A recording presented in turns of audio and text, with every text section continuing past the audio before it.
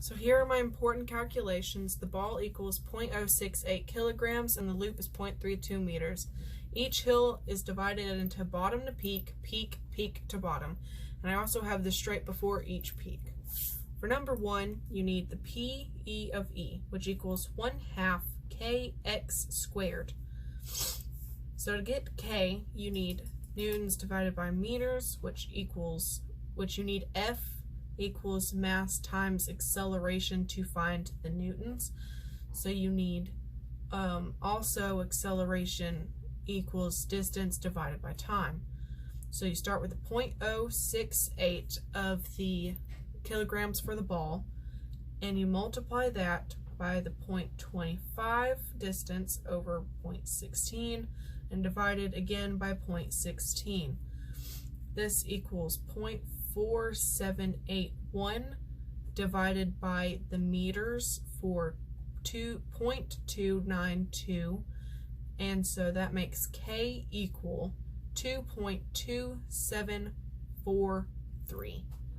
So you have 0.5 times 2.2743 times 0.38 squared. This comes out to equal 0.1642 joules. So for number 2, you need the acceleration of the hills up and down. So for acceleration, you need speed final minus speed initial divided by time. So it's distance over time final minus distance over time initial divided by time. So for hill 1, I have 0.1 over 0.43 minus 0.15 over 0.3 divided by 0.46. That equals 0.23 minus 0.5 over 0.46. This comes out the acceleration up the hill is negative 0.587 meters per second square. For the acceleration down the hill, I have 0.1 over 0.31 minus 0.1 over 0.43 divided by 0.74. This equals 0.32 minus 0.23 divided by 0.74. So the acceleration down hill 1 equals 0.1216 meters per second squared. So for hill 2, I have 0.2 over 0.22 minus 0.17 over 0.21. That divided by 0.43. That comes to equal 0.91 minus 0.81 divided by 0.43, which equals the acceleration up hill 2 is negative 0.9737 meters per second squared. For the acceleration downhill 2, I have 0.15 over 0.48 minus 0.2 over 0.82. This over 1.3, which comes out to equal 0.3125 minus 0.2439 over 1.3. So the acceleration downhill 2 equals 0.0528 meters per second squared. So for hill 3, I have 0.36 over 0.79 minus 0.12 over 0.23 over 1.02. This comes to equal 0.4557 minus 0.5217 divided by 1.02, which means the acceleration up hill 3 is 0.0647 meters per second squared. For the acceleration downhill 3, I have 0.13 over 0.23 minus 0.36 divided by 0.79 divided by 1.18. That comes to equal 0.5652 minus 0.4557 over 1.18. So the acceleration downhill 3 is 0.0928 meters per second squared. So for number 3, we're finding the force of each hill up and down.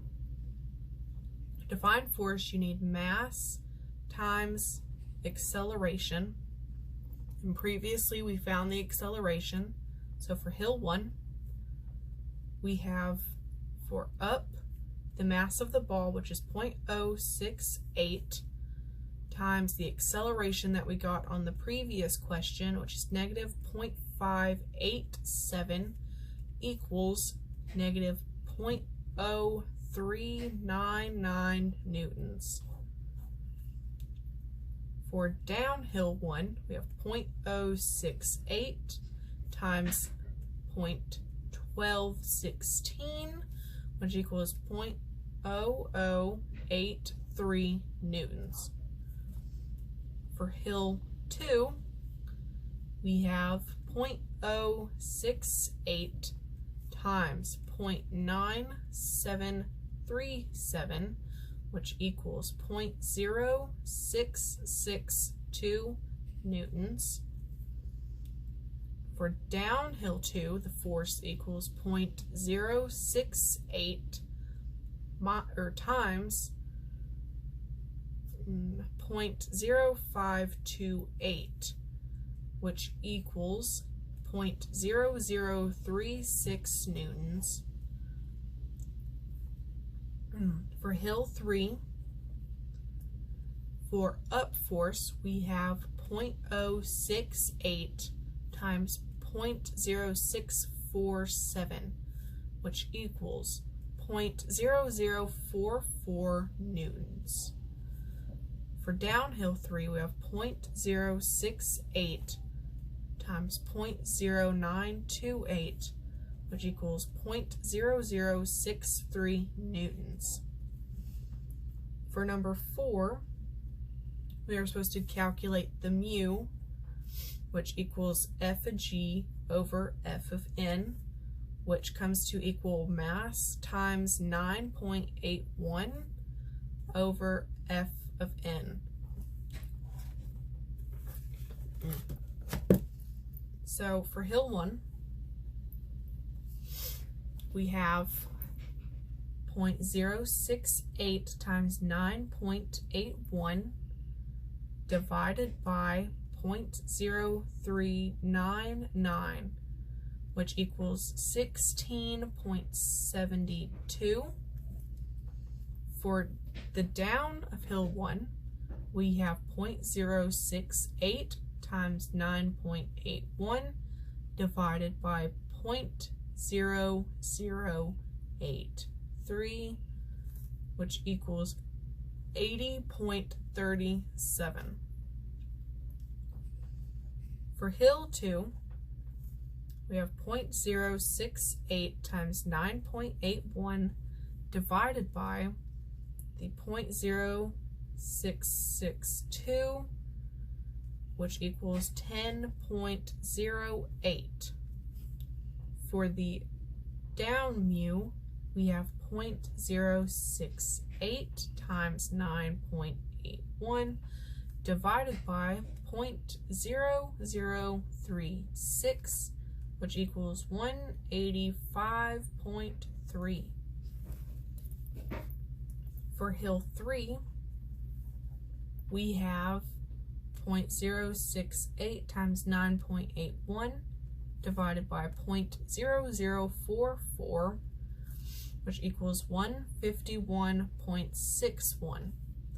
Hill 3, we have, or for the down mu, we have 0.068 times 9.81 divided by 0.0063, which equals 105.89.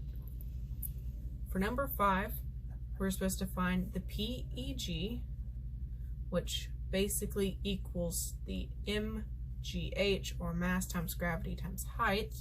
So 0.068 times 9.81 times the height of each hill. So we have for hill 1, we have 0.068 times 9.81 times peak height of 0.045, which equals 0.03 joules. For hill 2, we have 0.068 times 9.81 times 0.105, which equals 0.07 joules.